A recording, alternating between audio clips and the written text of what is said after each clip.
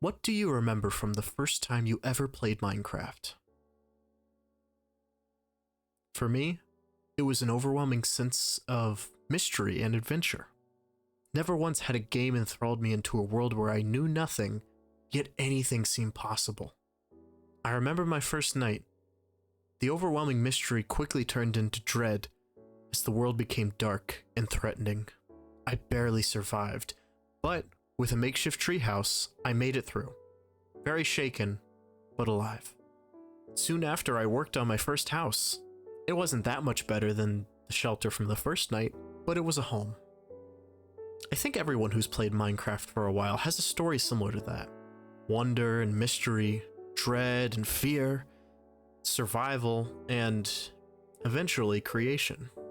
These are the core themes of Minecraft, and they repeat every time you experience something new.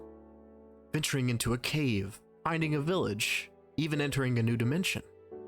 No matter what is thrown your way, you keep thriving and making and discovering things. While Minecraft is and will always be just a game, these themes are relevant to many aspects and the stages of life. Like, for example, starting at a new school. At first, it's curiosity, then anxiety sets in. Everything's unfamiliar, intimidating, but then you show up. Maybe you feel others who feel the same. You get through the day, then the week. You build routines, friendships. You find your way. Minecraft is an open game. It gives you the tools, but no map, no instructions. That's up to you. And I think that's really beautiful. Minecraft, in turn, is a game about infinitely many different things. Maybe it's about a man surviving a cruel, unforgiving world. Maybe it's about a gardener creating fields of lush plants and life. Maybe it's about war and peace, and the conflicts between those two. Maybe it's about life, and the meaning we draw from it, alone or together. What does it mean to inspire creativity? Is it saying you can do anything you put your mind to, or actually showing that you can?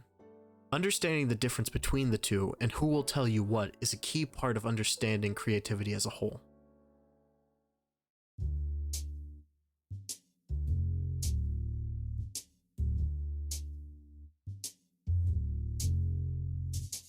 I remember first hearing about the rumors of a Minecraft movie being planned, and I honestly didn't know what to think of it. What story could Minecraft tell on the big screen, I wondered. Fast forward to when the first trailer for a Minecraft movie dropped, and most people were understandably confused. One of my first thoughts was, why would you mix CGI with live action? My working theory was they wanted the best of both worlds to have recognizable celebrities, as well as a more unique look for the movie. As we got closer, the press for this movie just kept getting bigger and bigger, and it eventually just became a giant meme. You couldn't spend 5 minutes without hearing, I am Steve. Or Chicken jockey. But eventually, the movie did come out, and everything started to make a little bit of sense. At least to me. I heard a myriad of different opinions on the film. Some saying it was good, others saying it was really bad, and others saying it was the most terrible film experience they've ever had. Overall, the opinion of the movie seemed to be, eh. And on one faithful day, I saw it in theaters with an open mind and walked out completely overwhelmed.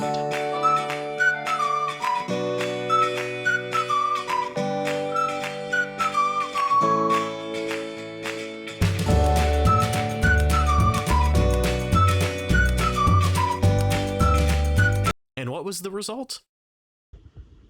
It was kind of like watching Family Guy funny moments. Now, let's unpack this. I won't be getting into many spoilers, but for anyone who still has interest, this is your one spoiler warning. So, what exactly do I mean by Family Guy funny moments? Well, do you ever get caught in that loop of scrolling social media and you get random clips of funny moments from shows? That's kind of the idea. This movie is so disjointed and out of pocket, it's like an algorithm feeding me slop content. And part of me wonders if that was the intent? The scenes in this don't really have much of a flow to them. It's more actors in a new location. Actor A says something, Actor B makes a comedic response.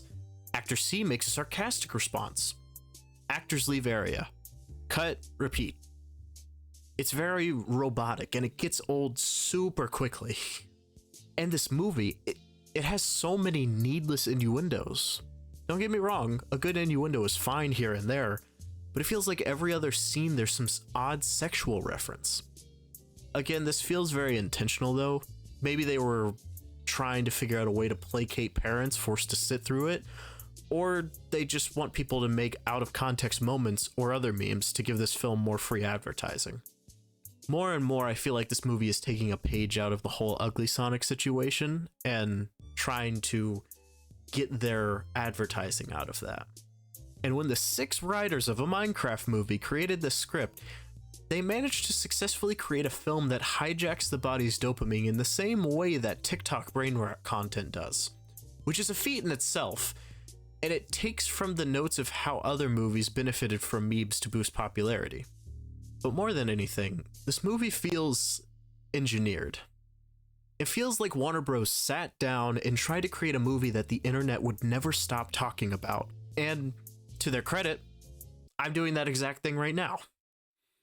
Companies have come to this realization that it's not about making good films with effort, it's about making content.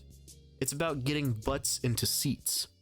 Whether they're there to enjoy the content, joke about it, hate it, whatever, it's not about why they're there, it just matters that they are there, interacting with the content and making them money. The saddest part of all of this is that Minecraft as a whole seems to be caught in the crossfire of this. And Minecraft is and will probably be the most popular game of all time for a very long time.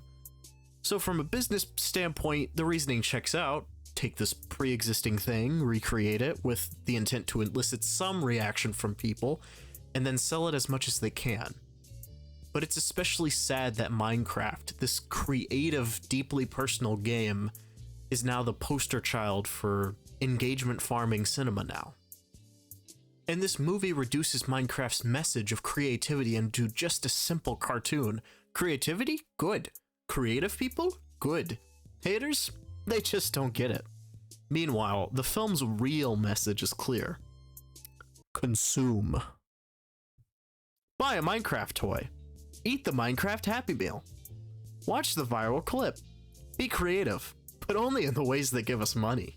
But this isn't inspiration. It's just hypocrisy. Or worse, just straight up manipulation. It's the difference between saying something and actually doing that thing.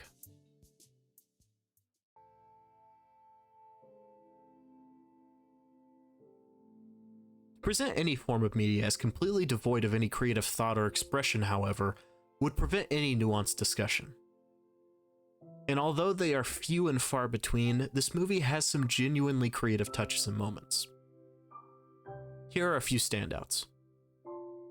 The props used in this movie are genuinely amazing.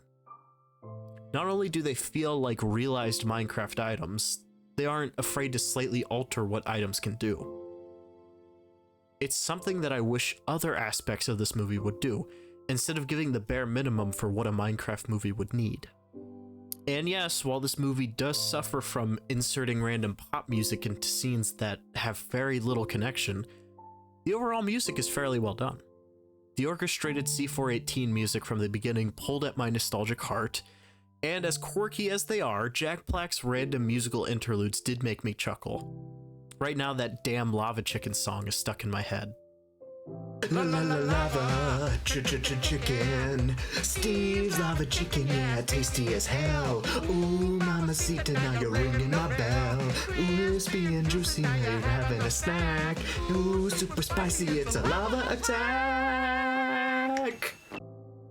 Within the film, there are a few tributes to the community.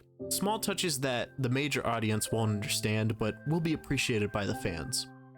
One being a reference to the long-withstanding urban legend Herobrine during the Enderman scene, which I thought was pretty neat. The other, being the one that people are most aware of, is the tribute to a legend, Technoblade, which was a heartwarming tribute that they did not have to put in the movie, but chose to anyway. Now, while both of these touches are very cool, I'm undecided if their motivation for doing things like this were completely genuine because they wanted to put it in, or a last-ditch attempt to appeal to fans. But at the end of the day, though, there's still cool aspects of a generally uncool film. The difficult part of discussing and critiquing any movie is recognizing that even for the worst of films, hard work was put in by the entire cast. Even if the outcome of a film is subpar, the individual roles done by many hardworking people in the film industry can still be seen as worthwhile. This should go without saying, but the people working hard to physically make the movie are almost never the reason why a movie is bad. The camera operators, prop and costume designers, mic and sound operators, editors, and many, many more hardworking members of the cast are doing just that, working the hardest, so they can make any movie the best that it can be. So I salute all those involved with putting movies together. You mean more than just a white text name at the end of the credits. This movie and all other movies could not exist without you.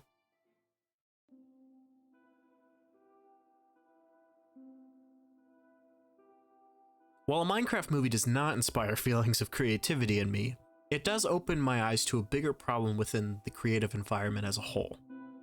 We live in a day and age where it is so easy to consume. Hell, that's what you're doing right now. And while it's fine to enjoy things and not always actively engage with content, you lose something from the experience nonetheless. That something is the joy I discovered over my many years of playing Minecraft. The joy of creation. When you can make something and call it your own, it feels amazing. Whether you're creating it for yourself or even for others to enjoy, you're taking control of life. You're capturing it in your own unique way. And that's something anyone can do. You don't have to be the best at something. All that matters is you're trying, you're creating. Don't be content just consuming everything that's fed to you.